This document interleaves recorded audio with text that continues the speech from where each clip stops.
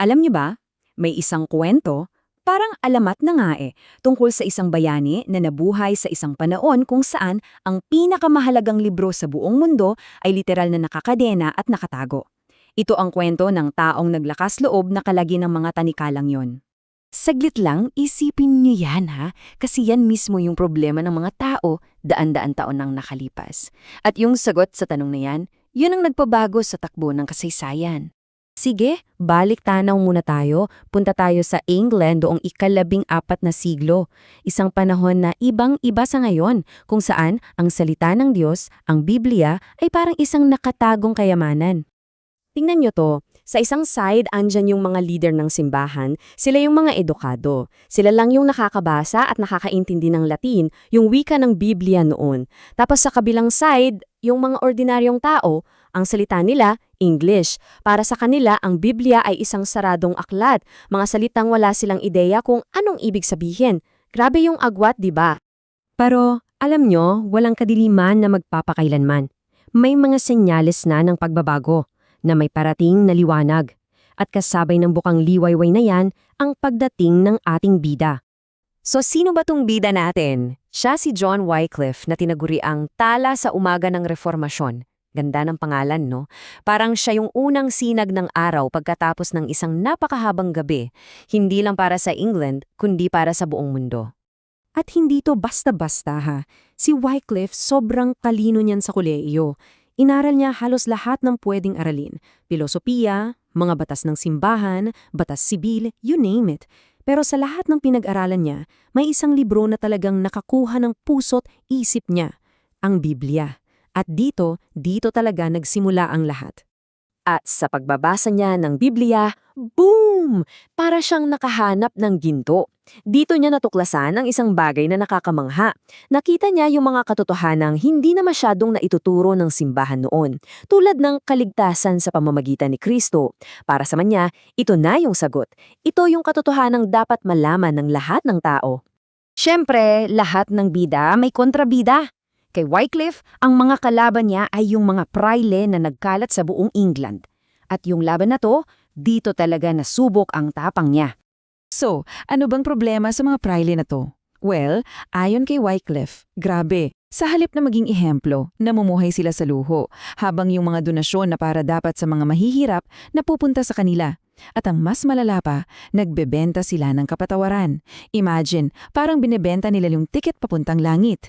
Sinisira nila yung tiwala ng mga tao. Nakita to ni Wycliffe at sabi niya, teka, mali to. Dahil sa mga sinasabi niyang ito, nagkasakit si Wycliffe. Malubha talaga. At yung mga praile, nako, tuwang-tuwa. Nagmadali silang pumunta sa higaan niya. Akala nila, yes, ito na, hihina na to, matatakot mamatay at babawiin na niya lahat ng sinabi niya laban sa amin. Pero grabe ang pagkakabigo nila. Sa halip na matakot, tinignan sila ni Wycliffe at kahit hirap na buong tapang niyang sinabi to. Hindi ako mamatay, kundi mabubuhay at muling ipapahayag ang masasamang gawa ng mga praile. Wow! Imagine yung itsura nila, yung gulat at takot. Kahit sa bingit ng kamatayan, hindi siya sumuko, talagang di natitinag. At totoo nga, nabuhay si Wycliffe para gawin ang pinakaimportante at pinakadelikadong misyon niya. Naisip niya na para labanan ang kamangmangan at kasinungalingan, kailangan niyang ibigay sa mga tao ang pinakamalakas na armas, ang katotohanan mismo. At paano niya to gagawin? Sa pamamagitan ng pagsasalin. Alam nyo, parang superpower yan Ang kakayahang kunin ang mga salitang nakakakulong sa isang wika at palayain yon para maintindihan ng lahat. Para yung kaalaman, hindi lang para sa ilan, kundi para sa'yo, para sa akin, para sa lahat. Pero hindi to madali ha. Isipin nyo, una, kailangan niyang isalin ng buong Biblia, salita por salita. Pangalawa, wala pang printing press noon, kaya bawat isang kopya kailangang isulat ng kamay. Napakatagal na trabaho niyan. At pangatlo, at pinakadelikado sa lahat, iligal ang ginagawa niya. Pwede siyang makulong o mas malala pa. Isinugal niya ang lahat. Pero sulit ba? Sobra? Ang naging resulta? Nakakagulat. Halos kalahati daw ng mga tao sa buong England ang yumakap sa mga katotohanang nabasa nila sa Biblia na nasasarili na nilang wika. Ganon kalakas yung epekto. Pag binigyan mo ang mga tao ng access sa impormasyon, nagbabago ang lahat. Sa huli, pumanaw din si Wycliffe.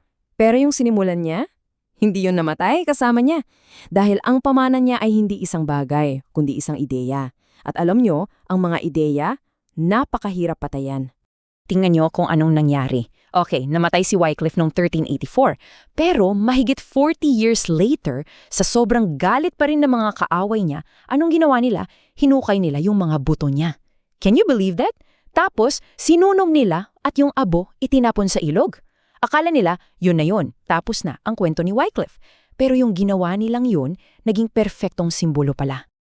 Gaya nga ng sabi ng isang manunulat noon, yung mga abong yon dinala ng ilog papunta sa dagat at mula doon kumalat sa buong mundo. Katulad ng mga turo niya.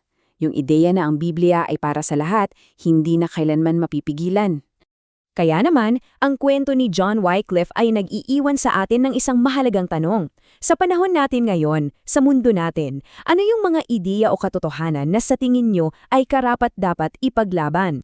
Ano yung mga bagay na handa nating panindigan, katulad ng ginawa ng isang matapang na scholar daan-daang taon na ang nakalipas?